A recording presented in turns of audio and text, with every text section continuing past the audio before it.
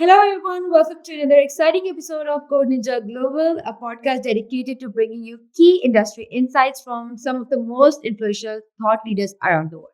Today, we're focusing on fostering inclusivity in Pakistan's rapidly evolving digital landscape by celebrating the remarkable women who are not just participating but leading the charge. To guide us through this conversation, we're joined by Ms. Noreen Hayat, a pioneer in country's fintech landscape and the CEO of Zoot Pakistan.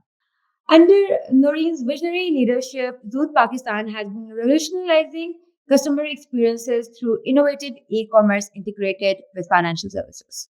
With over a decade of experience, Noreen has led various financial initiatives, including the launch of Pace Financial Services, where she has spearheaded the efforts to deliver mobile financial solutions to unbanked and underbanked. So, without further ado, let's begin our conversation for today.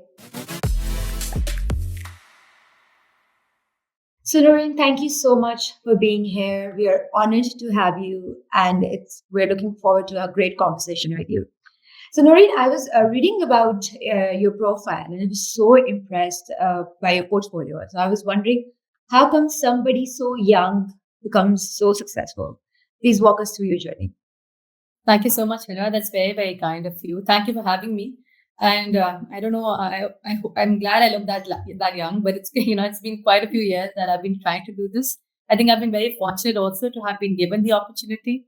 I think I can't take all the credit for what I've achieved, but I think it's been quite a journey. And I think the most important thing that I've learned in these the last decade and a half of my experience in this field is that whatever you set your eye onto, it has to have the right intent and purpose. I think that's something that I've at least tried to live by in my career so far. Many a times it pays. I think many a times it does pull you down as well. But I think that's been something that's been consistent, or I've tried to remain consistent with it, over the years. So just I think I'll reflect a little bit about on my journey and how it actually started. Yes. I actually never wanted to become an entrepreneur. I never intended to come into even the business space. And ever since I was a little girl, my ambition was actually to get into medicine. I wanted to become a doctor. Oh, wow. It's quite a 360 degree. Yeah. 180 degree. Yeah, and I actually got accepted into medical school as well. So that's how serious I was about medicine. But I guess God has different plans for you. But and this is what I was meant to do. So I changed my fields, but in college, and I decided whatever I wanted to do. I was very certain it had to do something with impact. It had to have a development focus. And I think that's what made my decisions and the path that I selected much more easier, because maybe it confined my my vision for myself in terms of what I was going to pursue, or what I was going to avail, the opportunities that I was going to avail. So I started my career with a credit rating agency in Lahore, the Pakistan Credit Rating Agency. It's called PACRA. And I think I was very fortunate. That was probably, other than my entrepreneurial experience, that was an entity that set the foundation for how I was going to, lead in my career going forward. There was a lot of learning, So I think that's something where I actually took away a lot from when I actually started setting up my own company. And there were lots of takeaways that I took from PACRA that ultimately, I tried to implement in, in our operations and the company that we tried to lead over here. So PACRA actually assigned credit ratings, and there were many different sectors that we did credit ratings for. There was, banking and BFCs. I was actually amongst many sectors. I was a sector for the power sector, which is very different from, what we're doing right now. But I was also a specialist for the microfinance sector. And I think that's where I think destiny struck for me, because that's where the development focus came in. And it really, right away, it struck that chord. And for me, I think that was really the epiphany that I needed. And that's what really set the stage for what I ultimately did with my companies ahead. But that's how it started. And while I was working for Pakra, I had the opportunity to work with this this it was an initiative of the Center for Financial Inclusion called the Smart Campaign. And the Smart Campaign actually works for client protection principles for microfinance borrowers. I, along with my co-founder Hamza, we both were at Pakra, and we worked with the Smart Campaign and did some assessments with the campaign with a few microfinance institutions. I think that's what really gave me the first-hand experience with what was actually happening on the ground with microfinance. And we actually then learned in terms of what was happening in the sector, what were the challenges that the sector was facing, and from there we actually set up our first startup called Check-in. And the purpose of that was actually to enhance efficiencies of microfinance providers. Mhm. And we developed this digital field application. And so, yeah, that's how it started. And I'll just pause here. So you met your co-founder at your workplace. I met my co-founder at my workplace. That's so great. I feel like your first jobs are the starting point for you to kick off your career. I'm so glad that you got an opportunity to work in a place that inspired you to move forward with it. But what interested you to move from biology to finance? Like, why finance specifically? This is actually very difficult. This decision actually came in very, very. It didn't come in very organically, to be honest. So when I was doing my research and what I should have pursued, कुछ चीजें so I saw कि finance में क्या-क्या चीजें हैं जो मैं pursue कर सकती हूँ ultimately. Of course, there was corporate finance that excited me, but it was very different from really medicine or development finance really. And then there was development finance. That's another complete field of it. So I thought if one could have brought an impact, development finance was also a space through which you can actually bring ground level impact. And I think that's what came in. I think that's what came in much more naturally to me versus maybe something like economics. Although I had to do economics as well, but I think that's what excited me more. And yeah, I think that's why I got into finance. Yeah, I think it's really important that you love or you have a passion for what you do, and that's how you become or reach a stage where you're at. So that's great to know, Noreen. And so I'm sure that your journey was filled with challenges. The kind of growth you've experienced, I'm sure it was not easy. So tell us about a few maybe a couple of challenges that you faced during this journey. More specifically, any specific challenge that you faced as a woman? Yeah, I think startups in themselves, they're laced with challenges of their own, right? And it's not only for women. I think men also face very similar challenges. Yeah. And when you set up a startup in a country like Pakistan, where entrepreneurship is much more recent. I Yeah. think maybe at least the kind of startup that we've set up, they're much more recent. It's a newer phenomenon. Definitely. And then, of course, the infrastructure or the regulatory or enabling space is still very, very new. It's not as mature as it would be in other markets. So that itself comes with a lot of challenges that you actually try to beat and work on with the regulators as well. Yep. So I think for me, the initial challenges actually came around. So I never was from a space. I'd never actually done startups before. This was our first startup, right? And the experience was very different because I wasn't from an investment banking space, and neither was Hamza. So both of us came in from a very development focused background. So I think a lot of new or successful entrepreneurs that you see, you'd see that they have an investment banking background, which actually helps them in closing deals or closing structures or even pursuing, pursuing maybe business models that would ultimately encourage investors to invest in them. So that's something that we did not have an experience of. We literally set our focus on this purpose, right? So it was this euphoric purpose that we started off with, and we were just pursuing it. Well, hopefully not blindly, but very passionate. So the challenge for me initially was, of course, navigating how to structure a deal, how to raise funding. That in itself is an entire, a big responsibility of someone who's leading a company, right? The other challenge was, of course, when you are heading companies, you're not just looking at one department or, one area within the company. You literally have to look into everything. So that includes, legal, that includes regulatory, that includes the business, that includes sales, and of course, HR. You're looking at everything. So you need to master that art very fast on ground, and you need to learn, on job.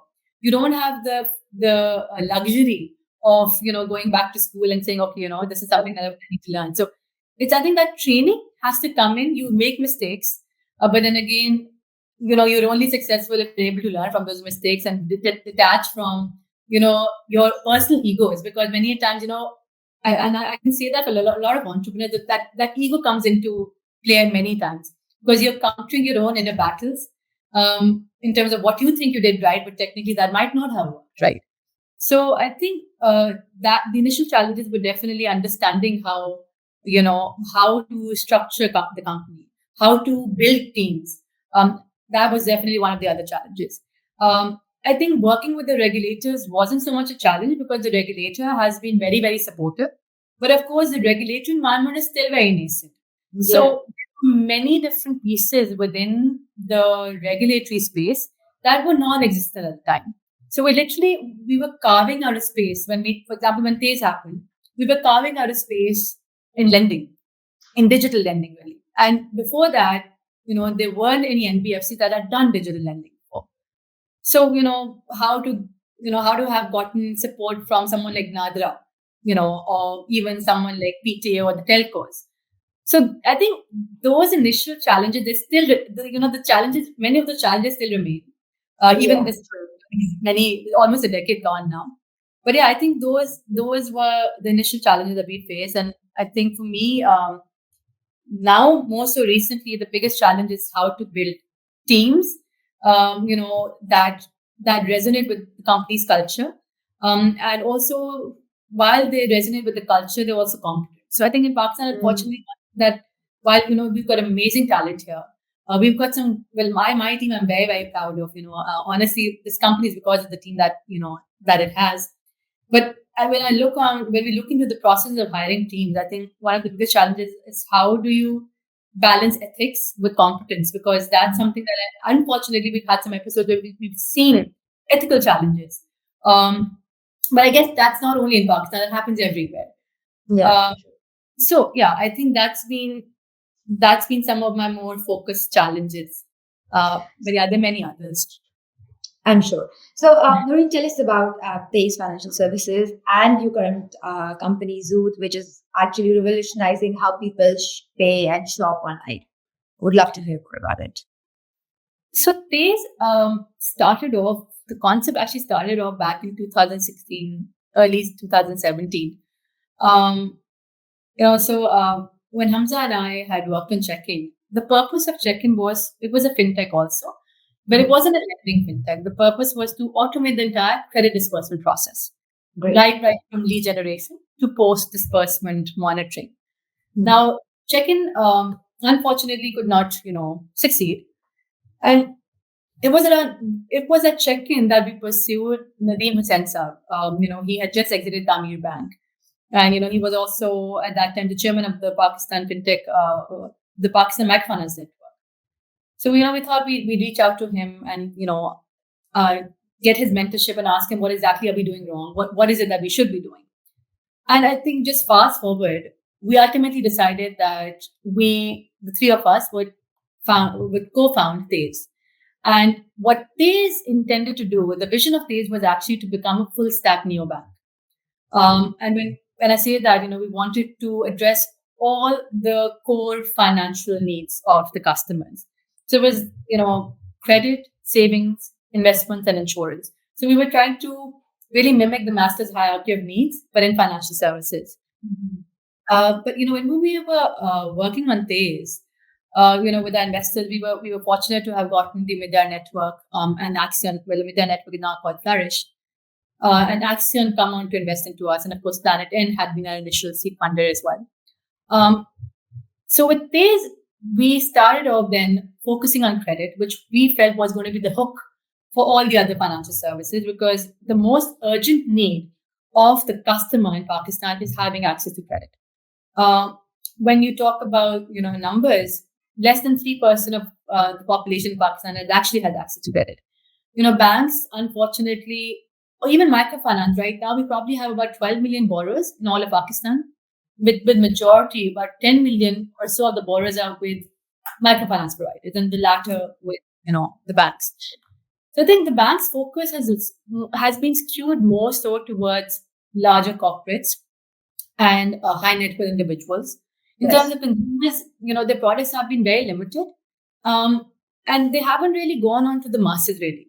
For whatever reason, they try to manage risk, or they haven't been able to understand risk of the masses, which is why we thought that this is an area where it's dire need, and maybe this is where we can actually bring an impact. And so they started off doing nano lending, very small loans, 1,000 rupees to 15,000 rupees. And I think the value prop that we brought in here was this was done completely digitally through a mobile phone. And this entire end-to-end process was in real time, literally in under 10 minutes, you could get a loan into your wallet. So that's how Tez really started off. What about Zoot? Yeah, so Tez's journey actually was very exciting. We focused a lot on growing in a sustainable manner. The focus on Tez was never, pursuing hyper growth, because we understood that consumer lending, it's an art and a science. While you focus on trying to grow rapidly, the chances that your defaults can go high very fast. So we adopted a very I'd say calculated approach in how we were pursuing growth. And then of course COVID hit 2019, and this was actually the peak of Tez. Tez had now been in over 160 cities in Pakistan. We had over 200,000 loans that were given out. And so we were just growing, very, I'd say very prudently. And we were now raising our next funding round. And there were multiple conversations that were going on. But interestingly, well, many of those conversations actually converted into acquisition conversations. I'd say two of them were more serious from our perspective, because we saw them as better strategic fits for what Tez had developed. So Tez had actually developed very robust credit scoring engines to assess customers for giving out loans. We invested a lot in these algorithms. We've done so much lending and trained those algorithms over the course of time. So there were strategic fits, with some other players who were also pursuing nano lending. And then there was Zoot. So Zoot had actually pursued us back in 2019 for a partnership. At this point, Zoot's focus was more so e-commerce focused. They weren't really growing on the lending side. And we, at that time, did not want to, digress from our course. E-commerce was something that we hadn't thought of. We thought it wasn't going to be a fit in terms of what we had envisioned for this. Yeah. So the conversation, they fizzled out.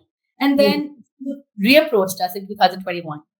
And this time, Zoot had grown much more. They were now a much larger regional play, with their operation in Central Asia, MENA. But what was more interestingly was that they had now fortified themselves more so as a lending player versus an e-commerce player.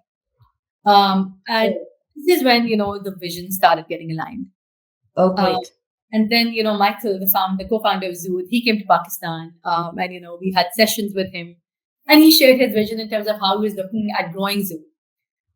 So then, that conversation, it became very organic, because I think our visions, they came together much more smoothly than we thought they would have. And so, that Zoot ended up acquiring Tez 2022. And, I think it's never easy for an entrepreneur to, I don't know, maybe we might differ. But for an entrepreneur who's actually literally, raised a startup like it's their own, it's a very mixed. There are lots of mixed feelings. But I think we understood that fundraising for a lending entity, and that too for consumer lending, wasn't going to be an easy task. With the risky asset class, um, and I think even now when you see lending, it's growing well, or at least the focus on lending is growing, but a lot of the focus is more so towards SMEs rather than consumers. Yes. So we understood that this was probably going to be the better decision for this. It was going to provide us a much larger infrastructure and ecosystem, and also help us to grow to other markets in terms of the learning that we had developed. And yes, so the acquisition happened, and now is in Pakistan we are heading Zoom, and also we're of course heading a lot of the operation in other markets as well. So that's how Zoom came into being. Doreen, I truly feel this is a success story for Taze. I feel like I know it's a difficult decision to take, like you said, for an entrepreneur to give up on their baby. But I'm very glad and very happy for where you are and whatever you've been able to achieve so far. So now let's talk about women in tech. So in Pakistan, in the tech industry, only 18 to 90% of the workforce contains women. So I just want to get your perspective on what you think is the hindrance for a woman. So the thing, I think the challenge is not only, it's not only driven from the workforce itself. I think, unfortunately, the challenge, it's embedded in a lot of other pillars within our society and culture. I think it starts right from the home, where the bringing of the girls. I think it starts from the mindsets of maybe parents, and of course that's changing, and schooling. So I think education itself, these your upbringing and your schooling, they really put in the groundworks for how the society is going to perceive women, and also how the women are going to perceive themselves and build for themselves. So it's that environment will come into play only once we start focusing on both these elements, and this is not going to change overnight. This is going to take generations, because I think, of course, now with the most important thing is how equality and equity. I think both of them, while they're different, they're also interlinked. And I think the thought process in terms of equality and equity comes in from how parents perceive, bringing up their girls alongside their boys, the daughters and the sons, and also the investment that goes into raising daughters. We belong to very, very privileged and fortunate backgrounds where there are no differences between girls and boys, but of course then there are subtle cues where uh, culturally it's considered for the man of the household to be the breadwinner, right? That's embedded in the mindset. And I think it's not only in Pakistan; it's in multiple societies. Yeah. But it's more so pronounced over here. I think the other issue is culture. Unfortunately, I think men have generally, led many other factions of the society. So I think we need to now start pushing for the case where I think a lot of men are allies and they do embrace women and their opinions are counted. But mostly, I think women need to work much harder than men to, prove themselves, to make a point, or even be heard. And I myself have experienced that. I'm sure you might have experienced, some of those episodes in your own career. So I think we don't only need women, but also men to support this change in mindset. And I think mothers play a very important role um, in in raising men who actually encourage that thought process. Yeah. And I think in the workforce, you see the regulators trying to push for equality in hiring, having positions for women in the workforce or in the boards. The challenge that comes is it's the intent. Unfortunately, Yes. many of these companies are trying to fill in these quotas because regulatory requirement, or it's going to bring them investment. But intent, I feel, in many cases, I won't say in all cases, of course, people are working for the cause as well. But in many cases, I think there's hidden motives behind it.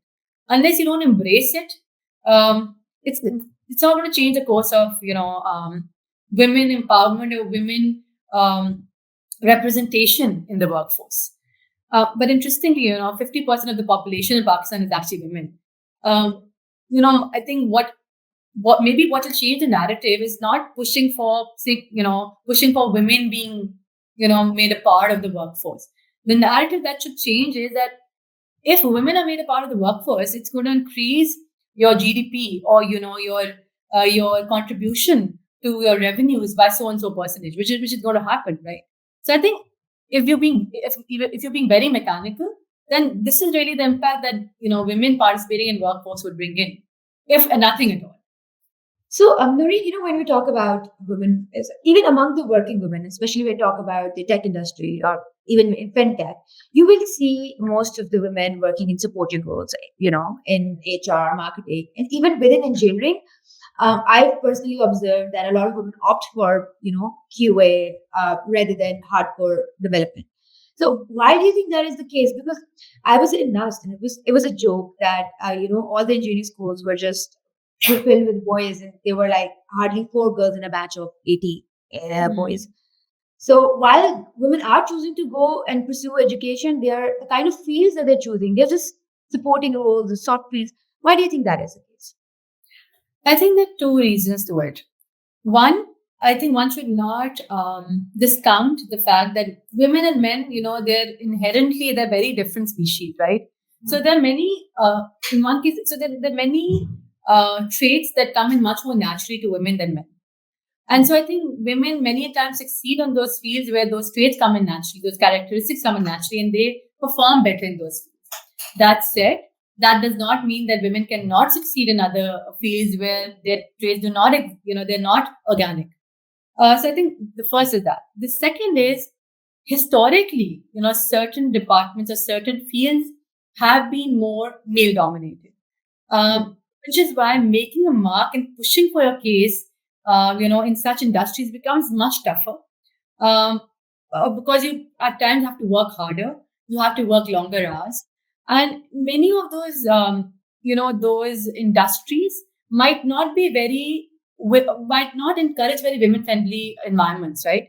Of course, now it's being encouraged to have workspaces that are much safer, and are much more conducive for women to work in them. But for the longest time, that hasn't been the case. So, for example, I think in Pakistan you do have a lot of conservative backgrounds as well. Girls come from a lot of conservative backgrounds. Yeah. So for a girl to go and work in a space where it's all men, or going to meetings, where it's only men, it might not be as easy for everyone. It might not even be encouraged by their families. So I think again, that comes in from many many different aspects, many different reasons actually come into pushing women to select certain industries. So I think we need to maybe focus on creating much safer workspaces, and also safer workspaces or securer workspaces, not only in terms of the safety and security in terms of the guards that are here, but also the safety and security in terms of the male staff, in how they treat women, how they respect women, how they how they perceive women in the workspace. Because there's a lot of bullying that also happens, right? And those things maybe deter women from actually joining such positions. So yeah, I think that definitely makes that makes a lot of sense. So globally, people switch their career. I feel like one of the reasons why women don't pursue computer science or finance or hard courses is because of the lack of exposure. Maybe they don't understand the potential of growth in these particular fields. And globally, I've read a lot about it. That people switch their careers in between. So somebody after 5 years of being pursuing medical, they have trainings, courses available, and they can learn computer sciences, and they can complete their career. So I just want to get your thoughts on that. In today's world where education and resources are so easily accessible, do you think that's a route that people can take, and how easy or difficult do you think the journey is going to be? See, I think one very major aspect of most women who would want to continue work at middle to senior management is that at that stage, women actually many times become mothers. Right? They embrace motherhood. And that is actually a full-time job. And of course, the society, families, and also I think the nature of how things are, it is required that the woman actually takes care of the child and the household. But of course, now you see a lot of men supporting women in that role and in bringing up their children, and of course, raising households. But that comes with an approach where you think of it as a unit rather than it being just co-responsibility of one versus the other. Now, what happens is, of course, a lot of women unfortunately have to leave the workforce. And of course, a lot of doctors, unfortunately, we've seen, they become doctors, they work, and then they have to drop out, or they have to leave their jobs. Why? Because, now they become mothers. Now their in-laws and their families are not allowing them to pursue this role anymore. But I think that's something that women who are very focused and they persevere through such things, they need to be very, very clear in terms of what they want to perceive and they want to achieve in their lives.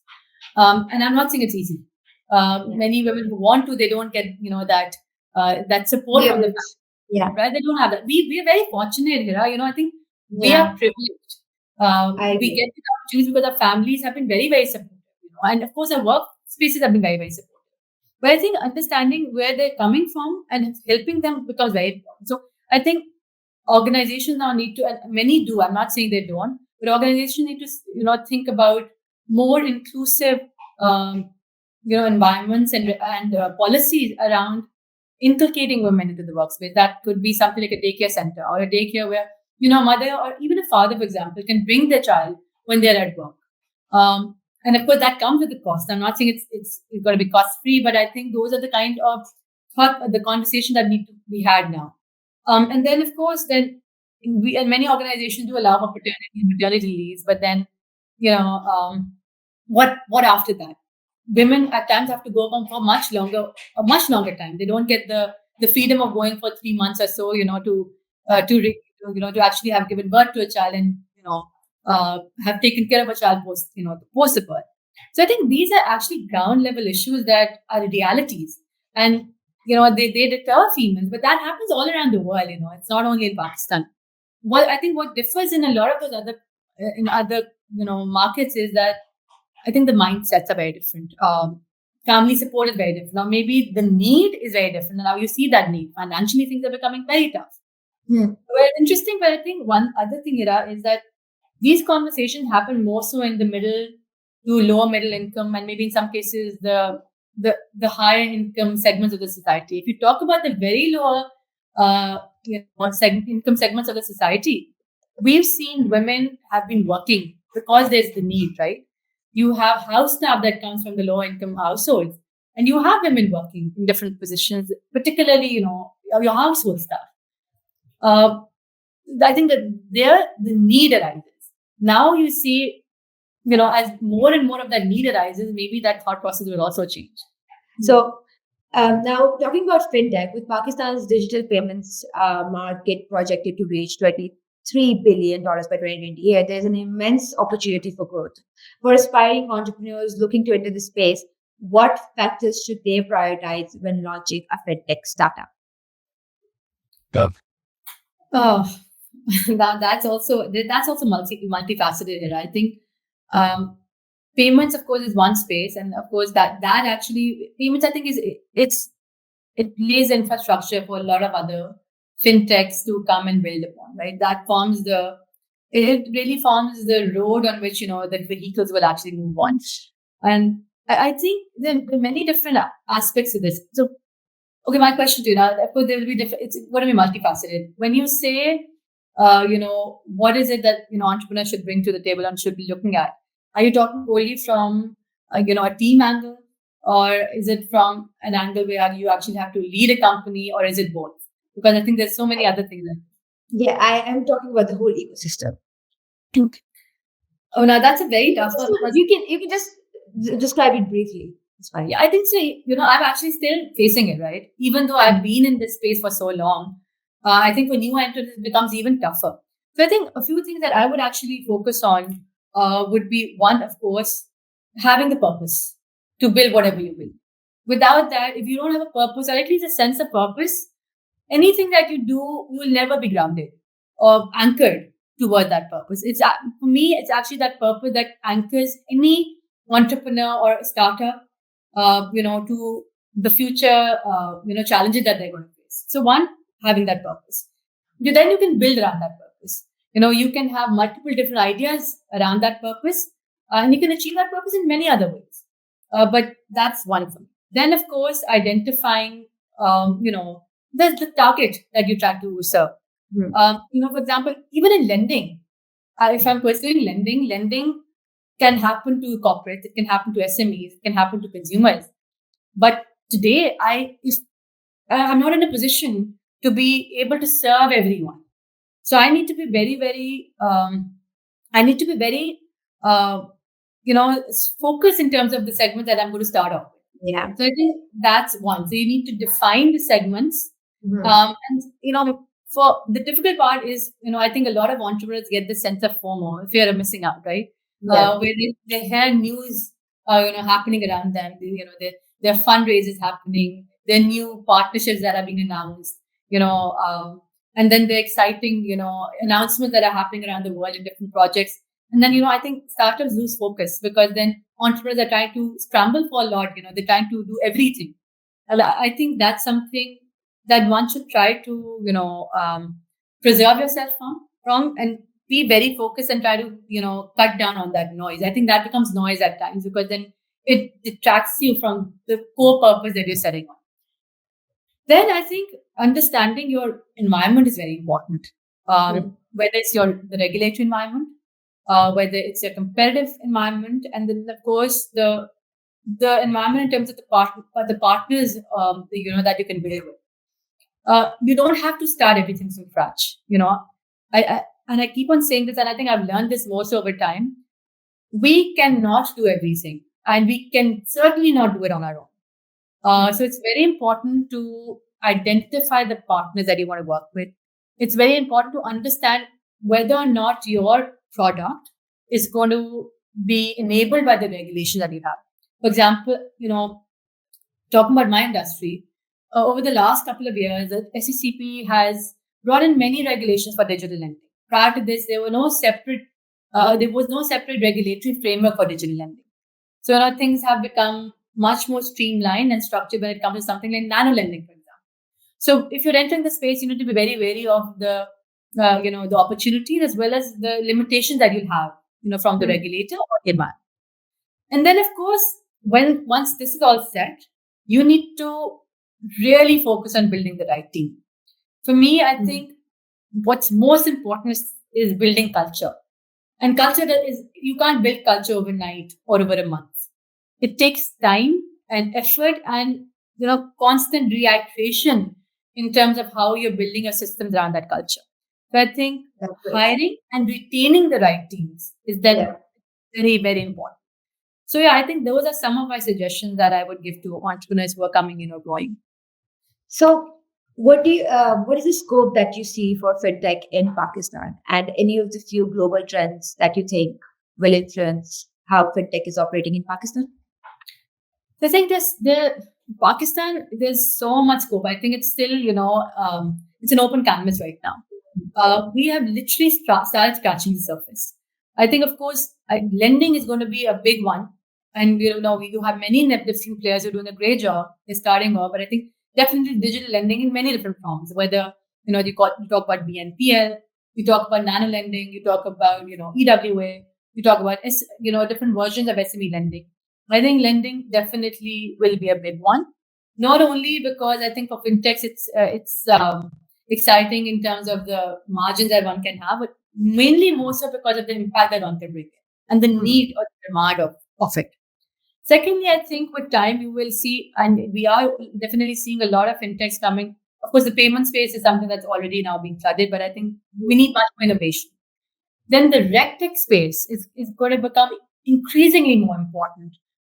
Because I think as you see with time, you see a lot of cyber fraud happening and cyber crimes happening. So I think we definitely will see more and more requirements, even from the regulators, to implement more of such technologies. Then I see, of course, this has been happening for a while, but AI is definitely going to build more over time, and it's now not only going to be implemented in the fintech space, but you see it being implemented in many other industries. And yeah, so I think these for me are, I think, the more pronounced one that will be happening in the near term. So, Noreen, now that we've spoken about AI, this is going to be my next question. AI is like the new buzzword, and as a software company, we're aggressively working on AI projects. What are a few of the applications of AI that you think apply to fintech? Sorry. Can you repeat that question? I just Yes. Yeah. So I was asking that AI is the new uh, buzzword right now, right? We as a software company, we're aggressively working on AI projects with multiple use cases and clients. What do you think is the application of AI for fintech? So I think, well, there are many different applications that one could actually use AI for. Yeah. So I think before I talk about the use cases and the applications, I think it's very important to first talk about the data and the data ecosystem, right? Yeah. AI can only be built on the data that you present to it, right? Hmm. And in markets where AI has done well or is growing, you have a very conducive data infrastructure in place, Yeah. which unfortunately in Pakistan it's very nascent. You talk about places like China, the States, Europe.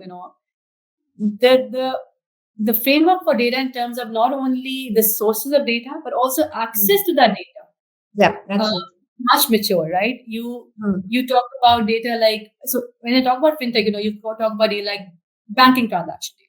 wow. You talk about consumer behavioral data. You talk about telco data. You talk about utility data, credit bureau data, e-commerce data. We can keep on naming the kind of data sources that one can actually look into when you want to train AI on it. Yeah. But I think until and unless the ecosystem or the architecture or the infrastructure around it is not built, I think AI will only be limited to the pockets within those organizations that are building for it or that are allowing access to that data. So I think that's very important to understand. Now, when you talk about use cases, there are lots of them.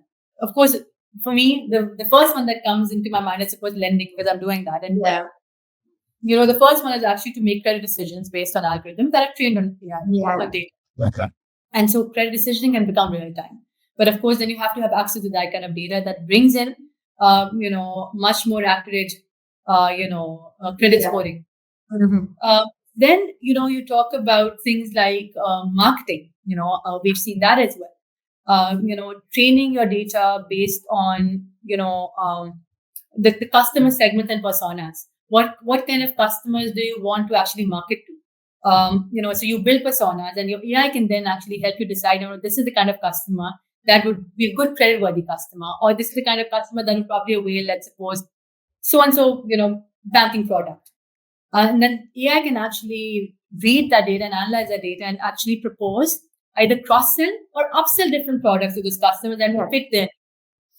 And then, of course, you've seen many different companies that are doing some great work, not only in marketing, but also, in e-commerce, for example, proposing the right kind of products to, a good customer. Telling them, okay, this is probably your last purchase was a phone. Probably next purchase can be, maybe headphones. So I think AI has a very, very strong role to play if the right data is presented to it, and if it's used, I think, responsibly. I think the challenge here is that when we talk about access to data, the bigger challenge that comes in the responsible use of that data. So I think that ecosystem has to be built. And I think these use cases will then really flourish, and then it's not going to be it's not going to be a conversation on who owns that data or who is a caretaker of that data, rather how to use that data. I also believe that in Pakistan, since we're it's AI, although globally it's a universal concept now, but in Pakistan, I feel like there also needs to be a lot of education that needs to be done. People to help businesses understand why AI is important, what benefits it can bring to their business processes. So, And maybe you're working in the tech skills, right? You understand this much better than I do. Um, I think the other challenge is that in Pakistan itself, we need to, I think, invest much more on the education side for data science. yeah. Even right now, a lot of I think this is the first wave of practitioners within Pakistan are coming in who are now developing their skills in AI. Many of our senior data scientists who come in, while they've actually built their base in Pakistan, many of them have actually gotten their education from universities abroad, or they've gotten their trainings from companies abroad, and now they're Yeah. coming in to implement it over here. So I think a Yeah. lot more has to go into education in Pakistan, and then of course training. So I think that's also missing, and I think international collaborations could help growing that as well. Entities do understand. I think entities have started to understand the need for AI, but for me, I think there still needs to be investments that have to be set aside for technology. That Yeah. right now is is missing or limited. Technology investments are happening more so in house, and those collaborations are still very limited because I think entities believe they can do this on their own. So I think that's a mindset shift that will take some time. So, Noreen, talking about the talent pool in Pakistan, we see a trend where a lot of young individuals, once they're completing their education, they want to move abroad. So we have, although we do have a huge skill set in sitting in Pakistan, what do you think is the best way for a company to attract that talent and, most importantly, to retain it? Yeah, so I think that's also not. There's no. It's a very difficult framework to build. It can't happen overnight. I think I can only talk about things that work for us, and I think that's something that companies could adopt. Sure. Unfortunately, we've got some amazing talent. Fortunately, we've got some amazing talent in Pakistan, but unfortunately, as you said, retaining talent, particularly in Pakistan, is becoming difficult. Not only because of the organizations that are keeping them, but because it's a macroeconomic situation. So Yeah. I think before I talk about what entities can do, unfortunately, till the macroeconomic zone becomes stable, this flight of this very, very invaluable human capital will keep on happening. People will keep on going for better opportunities, more stable opportunities, and of course for environments that are better for bringing their children ultimately. So I think that's one of the core reasons why people are now looking for jobs that provide them that stability. But a lot of people who are staying in Pakistan as well, we see uh, people trying to peg their salaries against the dollars to account for the rupee depreciation. So I think these are some actual macroeconomic issues that we as practitioners are facing the brunt of. Now, I think what we can do is only do things that are within our control. Right? This is actually, I think, out of the ambit or out of the circle of our control. So what I think we can do is, try to focus on culture. For me, I think that's always been imperative. And I think building culture does not happen, as I said earlier, does not happen overnight or in a month. You need to keep investing in it. And it takes a lot of time, even hiring. Because then when you're actually hiring for a role, you need to make sure that the individuals who are coming in, they are aligned with the culture of the organization. And or at least to the minimum, they are individuals who can be trained, to be embedded within the culture of the organization. So I think that takes time because hiring it's expensive and it's long. It's a long process because then recruitment becomes much longer process. Secondly, I think I think entities need to focus a lot on training and upskilling the teams. Um, and I think this is a difficult because we need to invest a lot of our own time. I think it's great to get trainings for them that you can pay for, but on the job training actually happens when the leaders in the company or the management of the company actually invest their own time into training their teams, and that again is very time consuming, and it's tough because the management itself is so consumed in actually raising the company. But of course, if you value your team, you will have to take out time to train them. Many times, it's much easier and faster for me to do something on my own. But I think it's imperative that we pass on that knowledge to the teams so that they can actually then be empowered to take those decisions on their own. Ultimately, it works, it works in their favor. And I think one needs to be we need to be much more generous in terms of when we're giving out, those skills or training those skills. Because while we know we train our teams, generally most people train their teams with the perspective that it's going to help their company grow. It's important to understand that it's going to help them in their careers in the future, whether or not they stay with the company. I think that thought process is very important because I think that's what ultimately is giving back, to actually your society. And that's what makes your teams also understand that this is, you're actually not doing this only for yourself, but actually for their good. And that actually retains talent. We've seen that with our team. That they actually start owning up to the company and their responsibility. So I think that for us has worked. A lot of our people, our team over here has been with us since days, since the inception of days. So I think we've been very, very fortunate. And it doesn't feel like I don't like using the word employees because they're technically a team, right? Yes. So I think that's something that really has worked for us. And I think the other thing is giving them importance and their opinions importance. Because at the end of the day, we can't do this on our own. It's the teams that have actually brought a company to the point that it is at. They're the ones who are building. They're the ones who are putting it, day and night to actually develop the products. So it's also very important to have an open mind, to listen to what they're saying and implement also, from their angle. It's not only a two-person, show. It has to be, with their input equally.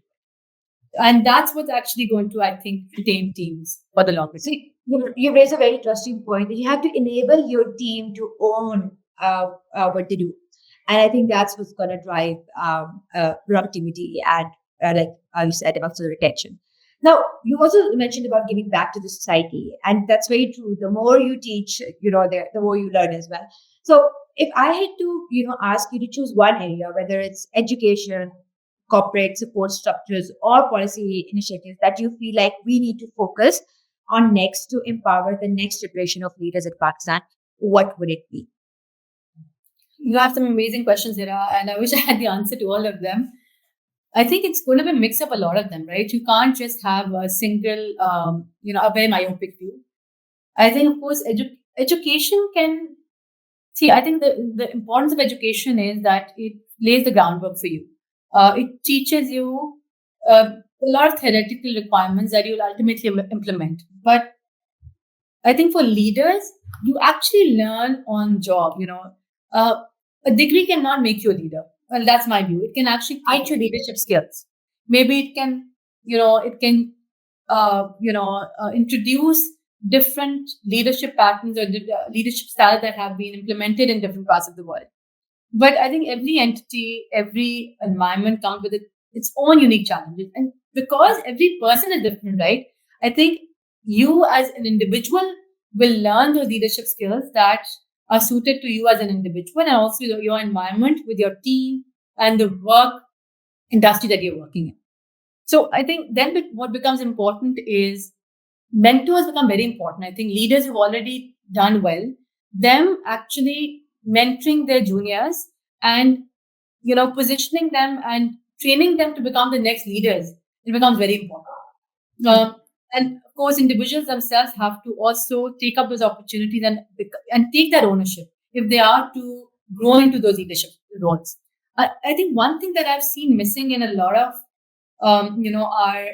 our teams in Pakistan is that they require a lot of spoon feeding many at times. Not everyone is willing to step up to the platter to want to take up that additional, responsibility. So if you are to, get into a leadership role, you need to be willing to put in extra hours, take in extra responsibilities, and work a little harder.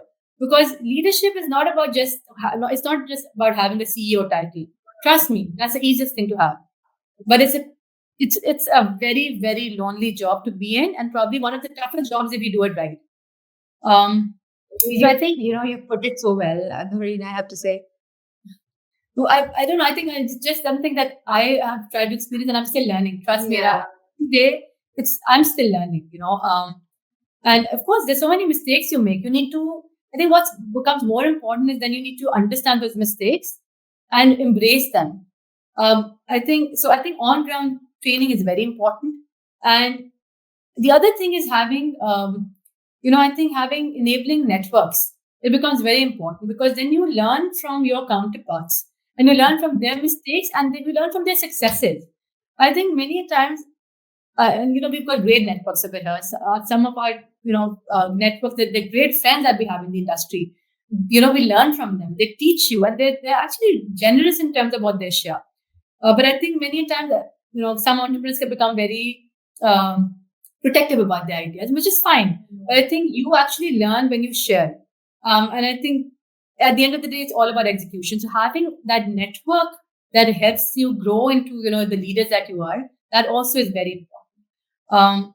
And other than that, I think everything else is aside. This is, in my view, the more important part in growing leaders.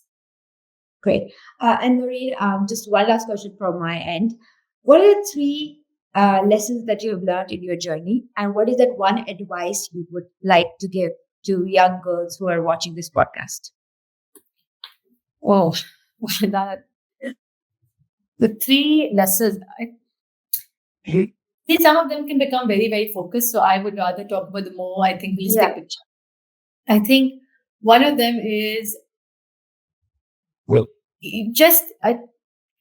be always be very open to pivot. I think many times, we become very, very attached to our ideas, or rather the way of how we want to implement those ideas.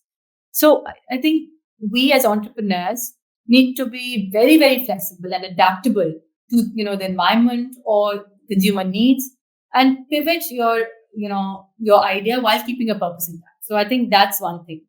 I think so for that, having a fail fast innovation approach at times works. So that's one. I think second one is, keeping your internal ego aside from the wider benefit of the company.